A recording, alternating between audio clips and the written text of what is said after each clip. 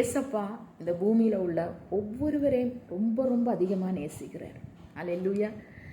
நம்ம நினச்சிக்கிறோம் கிறிஸ்தவர்களை மட்டும்தான் ஏசப்பா நேசிக்கிறார் அப்படின்னு சொல்லி. கிடையவே கிடையாது. கிறிஸ்துவை அறிந்தவர்கள் தான் கிறிஸ்தவர்களே தவிர கிறிஸ்துவை அறியாதவர்கள் எப்படி கிறிஸ்தவர்களாக இருக்க முடியும்? கிறிஸ்துவை அறிந்தால்தான் அவர்களுக்கு கிறிஸ்து யாருன்னு தெரியும். அதனால தான் கிறிஸ்துவை அறிந்தவர்களை கிறிஸ்தவர்கள்னு சொல்கிறார்கள். நீங்கள் கிறிஸ்துவை அறிந்து கொண்டீர்கள் என்று சொன்னால் நீங்களும் கிறிஸ்துவை அறிந்தவர்கள் தான்.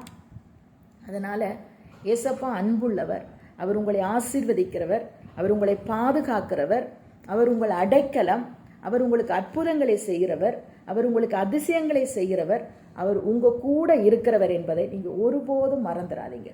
ஏசப்பா இந்த பூமிக்கு வந்ததன் நோக்கம் இந்த பூமியில் உள்ள எல்லா ஜனங்களையும் ரட்சிப்பதற்காக, எல்லா ஜனங்களையும் விடுதலை ஆக்குவதற்காக, எல்லா ஜனங்களுடைய பாவங்களையும் அவர் மன்னிக்கிறதற்காக வந்தார். ஹல்லேலூயா. அதனால தான் அவர் பாவியாக எண்ணப்பட்டார்.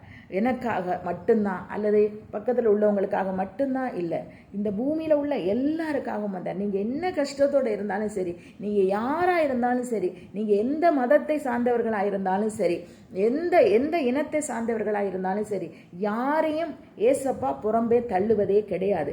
மனிதர்கள் வேணும்னா புறம்பே தள்ளுவார்கள், ஆனால் ஏசப்பா ஒருபோதும் யாரையும் புறம்பே தள்ளுவதில்லை, ஏற்றத்தாழ்வு பார்ப்பதும் கிடையாது. அவர் எல்லாரையும் நேசிக்கிறவர்.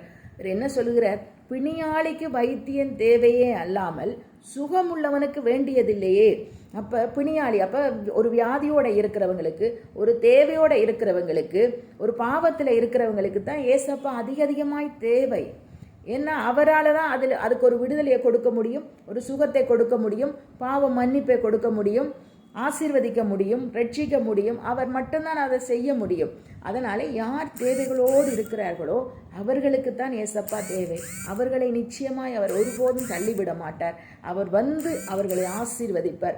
யார் என்ன ஏது கருப்பா செகப்பா எதை குறித்தும் அவர் கவலைப்படுகிறது இல்லை. இந்த பூமியில் அவரால் சிருஷ்டிக்கப்பட்ட ஒவ்வொரு உயிரும் ஏசப்பாவுக்கு சொந்தமானது. ஒவ்வொருவர் மேலேயும் அவர் அக்கறையாக இருக்கிறார், ஒவ்வொருவரையும் அவர் நேசிக்கிறார், ஒவ்வொருவரையும் அவர் ஆசீர்வதிக்கிறார். கவலைப்படாதீங்க. யாராக இருந்தாலும் சரி, ஏசப்பா எனக்கு உதவி செய்யுங்கன்னு கேளுங்க, எனக்கு சுகந்தாங்கன்னு கேளுங்க, என்னை ஆசீர்வதிங்கன்னு கேளுங்க. நிச்சயமாய் அவர் உங்கள் வாழ்க்கையில் ஒரு வெற்றியை கொடுப்பார், ஒரு விடுதலையை கொடுப்பார். மன அழுத்தங்கள்ல இருந்து வெளியில் நீங்கள் வருவீங்க. நிச்சயமாய் கர்த்தர் இந்த விஷயத்தை செய்வார். இயேசுவே எனக்கு உதவி செய்யுங்கன்னு நோக்கி கூப்பிடுங்க. ஒருபோதும் நீங்கள் வெட்கப்பட்டு போவதில்லை. நீங்கள் இருக்கிற சூழ்நிலையிலேருந்து நீங்கள் வெளியில் வருவீங்க. God bless you.